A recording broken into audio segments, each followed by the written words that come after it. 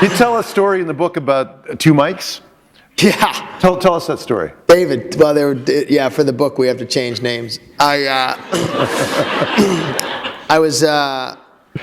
forgot about that. I was, not to keep talking about the keg, but I was at a thing called Keg Cup, which is a big party in Vancouver that I went to. It was a big fun festival, and our keg had won some ski trip and stuff. So I went on a Sunday and flew back on the red eye, got to school, went home, changed, got to school, basically didn't sleep, and we had parent teachers at 6 at night. So I'm just exhausted, right? I'm 26, 27 years old, 25, I'm exhausted. And I had two kids in my class, David D'Orazio and David D'Ippolito. And they both were Italian and both had David and both D'Orazio D'Ippolito. But D'Orazio had a 30 average. You're not allowed to give him below that. He might have had a 12, but our school rule was 30 was the lowest you could give him. So I would always say, you got a 30, but just between you and I, it was a 12, but I had to bump it. David D'Ippolito had an 85. So I'm kind of out of it. They're on the same night, and David D'Ippolito's parents spoke broken English, Italian. They came in, they're sitting in front of me. I've got David D'Orazio in my head. I'm ready to explain to them, their kid has a 30. He had an 85, but I think I'm talking to the kid with a 30. But here's the worst part. David D'Orazio, I'm trying to make it sound okay. He had a 30 average, and he had his appendix removed 2 weeks earlier and missed like 10 days of school. So I'm trying to say, look, I think having his appendix removed and missing all that school, and they look at each other, what, we don't understand it. Well, and I'm now doing sign language because I think they don't speak English. I'm like, he had his appendix removed, gone. Remember when it was taken out? And they're like, no, we don't understand. So then I got mad. I'm like, see, this is a problem for me. You don't know when your son has his organs removed. How do you know when his homework's not done? And they literally grabbed my sheet, pointed to his mark and his name, and I just went, oh, okay. Can we start this over? That's all I said. And I ran into that student years later. I was at Yuck Yucks, and I said, what did your parents ever say? He said when they came home, in Italian, they said, your teacher is an effing idiot.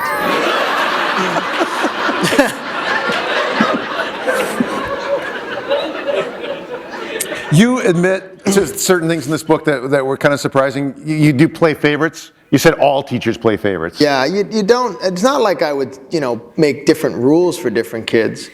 But I wanted to talk to one kid more in the hall than another kid. Like, that's where the favorite for me came in. Like, I wouldn't, give them bonus marks because I liked them better. I wouldn't pick them with their answer. I would probably have a different tone when I talk to them. Like, there's kids you teach that are just annoying. And they're just so annoying. And you don't get paid extra because you have more annoying kids. Like, you just gotta, that's what teachers do on September 4th. The first day of school, they go to their mailbox, they grab their lists, and they look, and they go, no, I got this kid. Because they know their whole year is ruined. Their whole year is ruined. Then they go home and they write down their age and how many years they've taught, and they just hope it equals 85. That's what teachers do. Every couple weeks, you just check to see if your age has changed. But that's how I played favorites. Like, I can tell you to this day, I've become friends with, kids I taught who are 30, 32, 28, and they'll come to shows, and I'll have a drink with them after, and they're married, and they have kids, and they'll, congrats on your career. And then you get the other ones, like, this guy was the worst teacher ever, and I can't believe you people are, But I focus on the good ones. I focus on the ones that I became friends with. And it sounds really weird, but it was the best part of teaching, was becoming, like, you're a parent figure, and then as soon as they graduate and you realize that you did have an impact, and they hand you a card on their last day, and they say in writing what you did. That was the best part of teaching for me. Yeah, I mean, it feels, so when you write about this, when a student actually comes up to you and says thank you. Yeah. That's a real big moment. It doesn't happen often. And no, it doesn't. And I think teachers know what I mean. I now tell kids when I speak at schools, please, at the end of the year or the end of the, thank the teachers that you want to thank. And just a quick thank you, because we don't hear it. We don't know. You don't know, right? You kind of get a feeling, like, there's kids that I had a kid run out of class once. She was laughing so hard. And she just, I was like, where's she going? Like, she just grade 12, right? She just bolted out of class. And she was like, I thought she was crying. And it's in the book because she talks about it.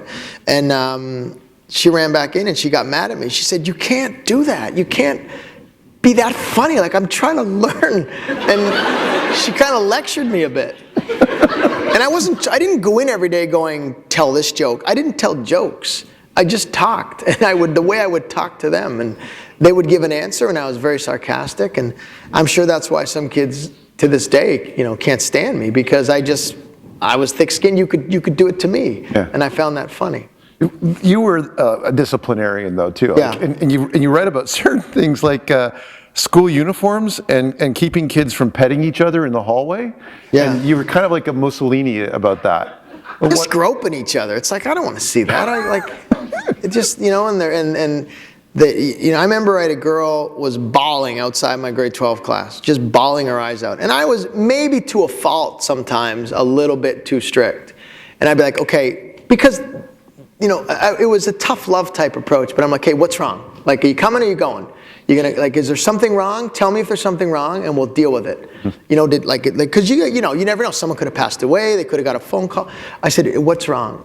And she, I said, okay, I need to know. Do you need help? Are you okay? And her friend was crying with her.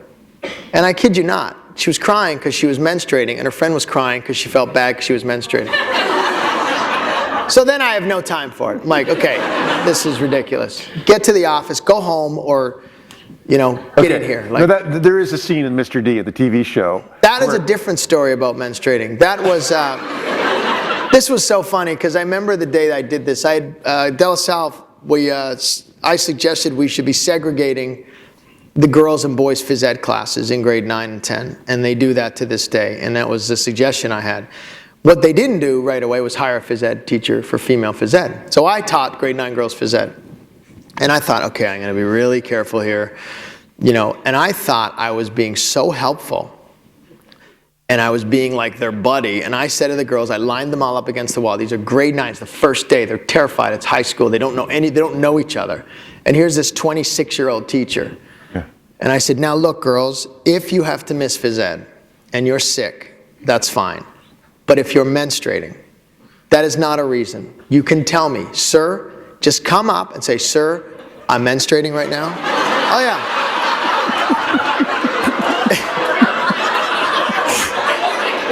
Do you mind if I sit out? And I will say, that is fine, Sarah.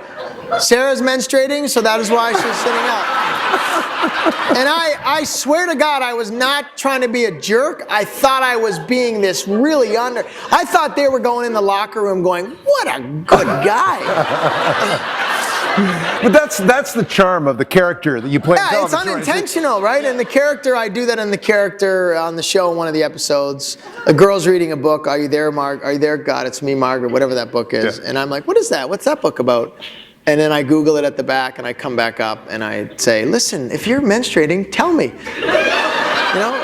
Any girls not menstruating, I would say in the episode. Any of the girls, and they're like, oh my God. So in grade 12, Sarah and Michelle, they were the two girls that came up to me, and you got to know them by then, and they said, we were just so embarrassed that day that you said that. Yeah.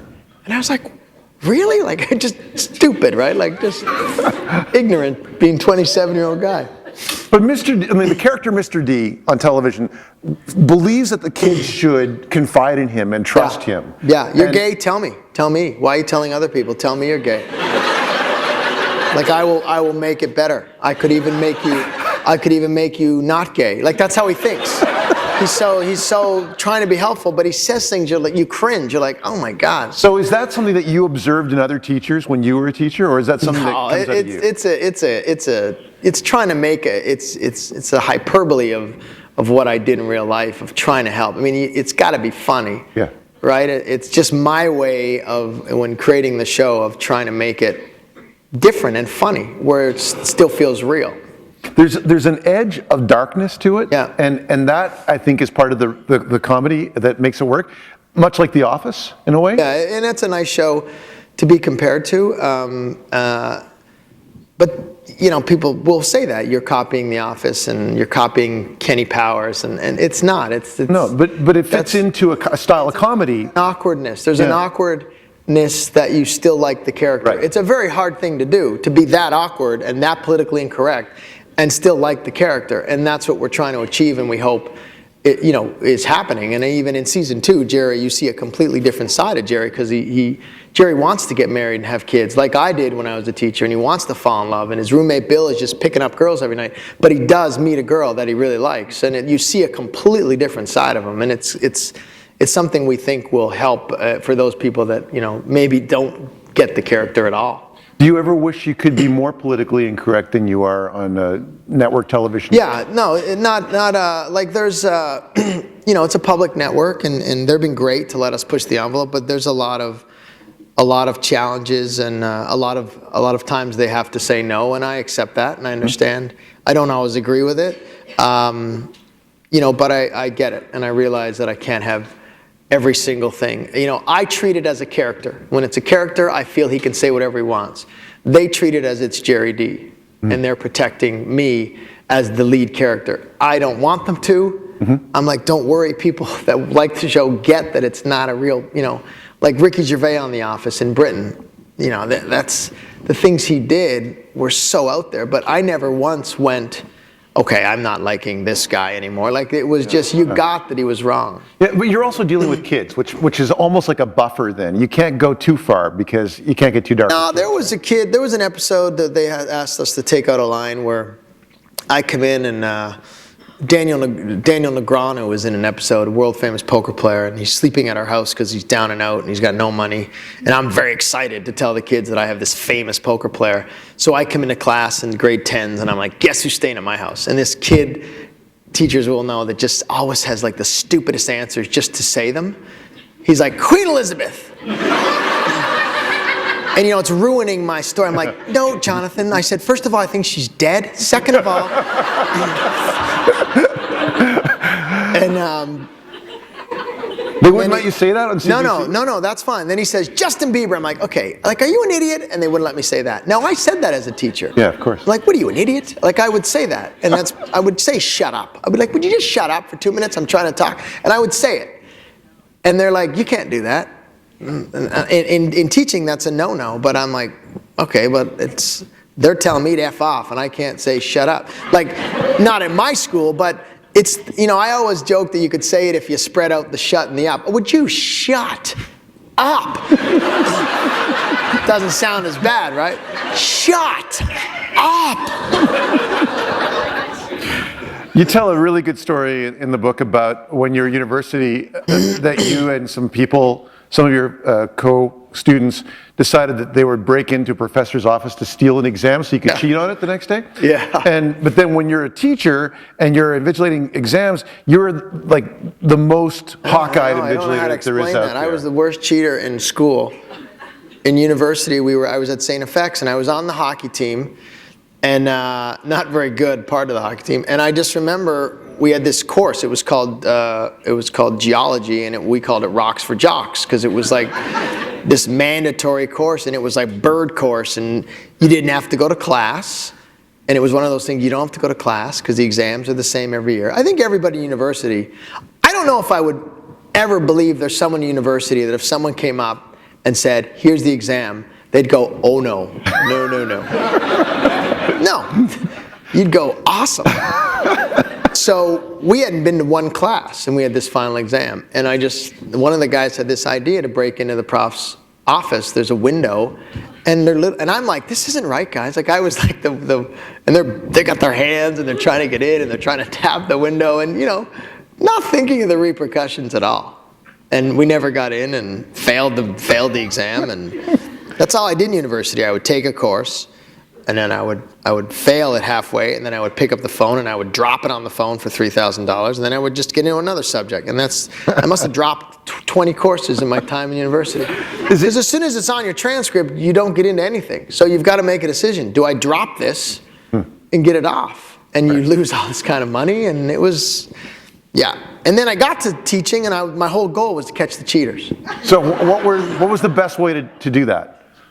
You look like an idiot sometimes too, because I would walk through the aisles and I would think kids were cheating, and I remember I'd be like, you just kind of you proctor exams like this, and their desks are all here, and I would think this kid was cheating, so I would go like this, nothing, like he's not cheating at all.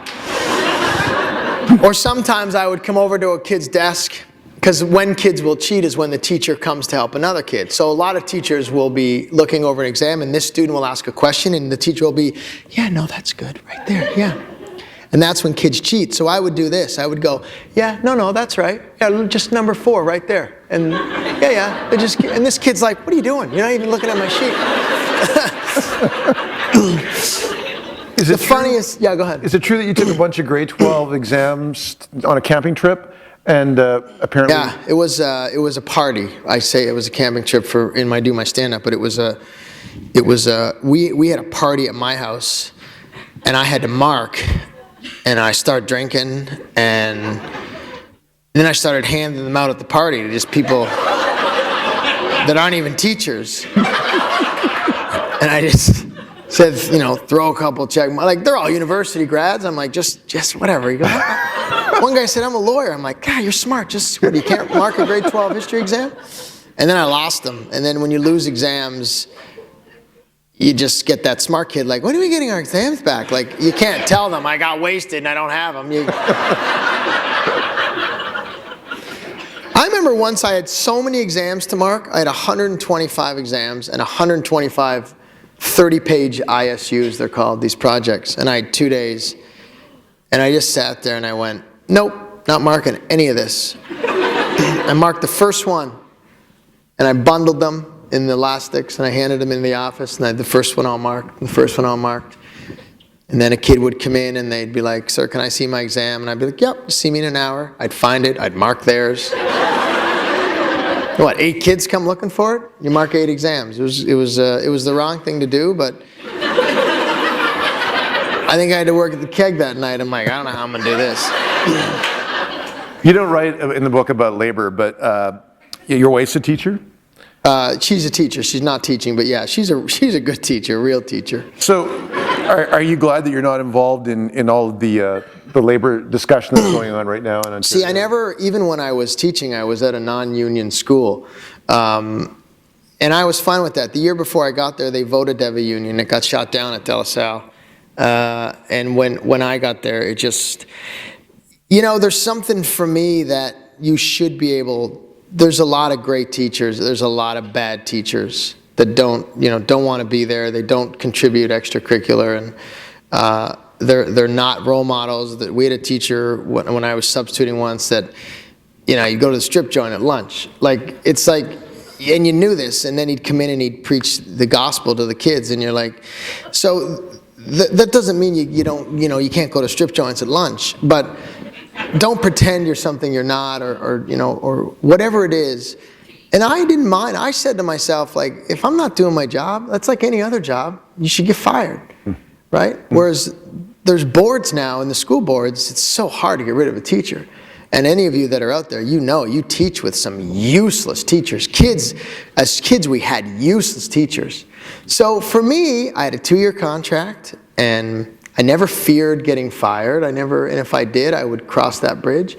So I never dealt with any of the McGinty type stuff. But obviously, I defend teachers, and anyone. I think someone kind of smirked there. Like, we worked out. My buddy and I worked out one year what we made an hour. Mm-hmm. We made over $4 an hour. That's not a word of a lie. We sat down, we wrote down our hours, field trips, coaching, seminars, weekends, things you did. We made $4 an hour, and I never complained about it. Yeah. But so when people say, teachers get this, they get their summers off, I promise you there'd be no teachers if they didn't get their summers off. That's to rejuvenate yourself. that it's a mentally draining job for good money. I don't think teachers are underpaid, but I don't think they're overpaid. I think it's good money. I think it's a good job, and it's fair money. But now freezing their wages, cutting back sick days. They get sick because of the kids. Yeah. Because you send them to school. Parents are like, I'm not staying home with you. You go to school. So I obviously am biased and side with teachers because, I'm still part of that group in my head.